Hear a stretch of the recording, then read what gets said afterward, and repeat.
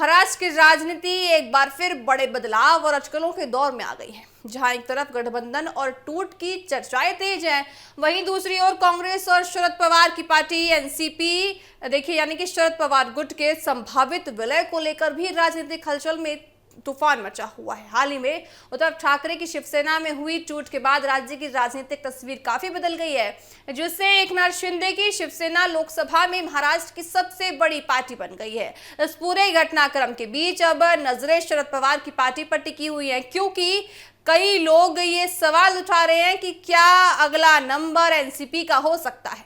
इसी बीच कांग्रेस और एनसीपी के संभावित विलय की चर्चा ने भी जोर पकड़ लिया है। इस पूरे मुद्दे पर देखिए एनसीपी की सांसद सुप्रिया सुले ने उन्होंने साफ कहा है कि फिलहाल ना तो कांग्रेस की तरफ से ना ही उनकी पार्टी की तरफ से किसी तरह का कोई भी विलय प्रस्ताव सामने आया है। उन्होंने ये कहा कि कांग्रेस पिछले 25 सालों से उनकी पार्टी के मित्र रही है, लेकिन इसका मतलब ये नहीं है कि दोनों पार्टियों के बीच विलय की कोई प्रक्रिया चल रही है। उनके इस बयान को राजनीतिक हलकों में उस चर्चा पर विराम लगाने की भी कोशिश माना जा रहा है। दूसरी ओर एनसीपी के विधायक रोहित पवार ने भी इस तरह की खबरों को अफवाह बताया है।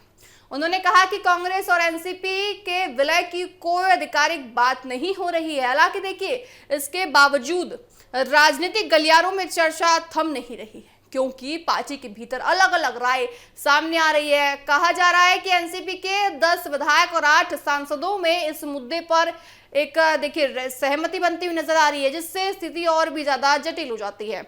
कुछ रिपोर्ट्स के अनुसार पार्टी के कुछ नेता मानते हैं कि अगर भविष्य में शरद पवार सक्रिय राजनीति से दूर होते हैं तो चुनावी स्थिति कमजोर हो जाती है, इसलिए वे अलग रणनीति या अलग गुट में जाने का प्रयास कर रहे हैं। वहीं कुछ नेताओं की राय ये भी बता रही है कि भाजपा जैसे सत्ताधारी संगठन के साथ जुड़ने से राजनीतिक मजबूती उनको मिल सकती है, खासकर तब जब विकास कार्यों और संसाधनों के वितरण में सत्ता की भूमिका अहम नजर आती है। हालांकि शरद पवार की राजनीतिक छवि लंबे समय से विपक्षी राजनीति रही है। देखिए उन्होंने अपने 50 साल से अधिक की राजनीतिक करियर में अभी की भाजपा का साथ नहीं दिया, कभी भी भाजपा का साथ नहीं दिया।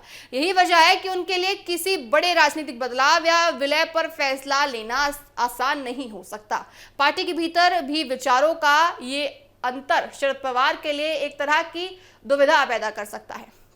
जहां एक तरफ संगठन की एकता बनाए रखने की चुनौती है, तो वहीं दूसरी ओर नेताओं की अलग अलग राजनीतिक प्रतिक्रियाएं ये दर्शाती है कि कुछ तो गड़बड़ चल रही है। और साथ ही देखिए राजनीति में कुछ भी यूं ही नहीं होता है। अगर ये अटकलें आ रही है तो संभावित है कि आने वाले दिनों में यहाँ भी टूट होती हुई नजर आएगी।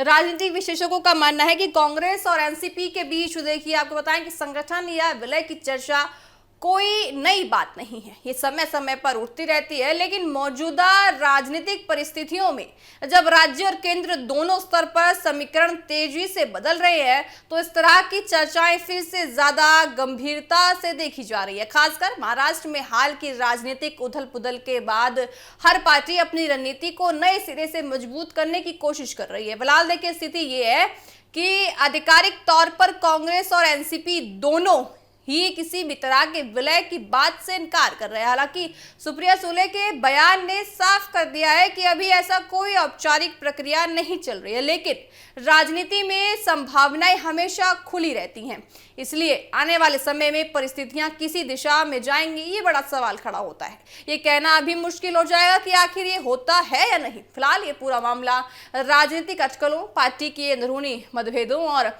बदलते समीकरणों के बीच घूम रहा है, जहां हर बयान और हर संकेत को गंभीरता से देखा जा रहा है।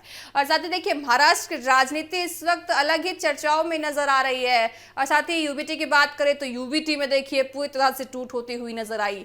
सभी महाराष्ट्र देखिए आपको बताएं कि महाराष्ट्र में यूबीटी जिस तरह से अपने आप को तोड़ती हुई उसने देखा है, तो अब क्या नई और पार्टी महाराष्ट्र में टूटती हुई नजर आएगी, ये समय बताएगा।